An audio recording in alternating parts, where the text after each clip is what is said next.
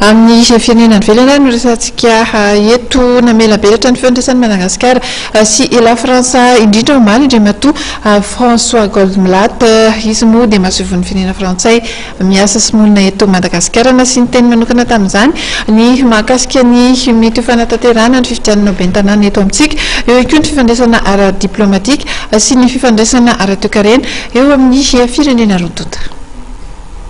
Mbola tsy nisy ny fanapahan-kevitra mazava momba ny fanatanterahana ny fifidianana ben'ny tanàna eto Madagasikara. Hoy nambaran'Andriamatoa François Goldblatt, masevoan'ny firenena frantsay miasa sy monina eto Madagasikara, raha nitafatava tamin'ny mpanao gazety MATV omaly.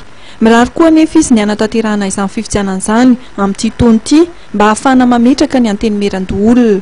Anisan'ny nasinty masevoty resaka ihany koa ny fanantenana amin'ny fitondrana ankehitriny izay mampiseho ny fahavonona ny roso amin'ny fampandrosoana. Ny vahoaka ihany hoy izy dia efa mampiseho ny fahavonona ny roso ny fanovana tamin'ny alalan'ny fandraisana anjara tamin'ny fifidianana ny faran'ny taona 2013.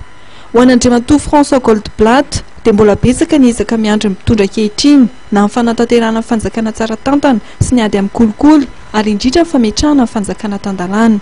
Arahinao manontolo ao anatin'ny fandaharana resabe androany alina ny valan-dresaka nataon'ny masevo frantsay tamin'ny mpanao gazety ny MATV.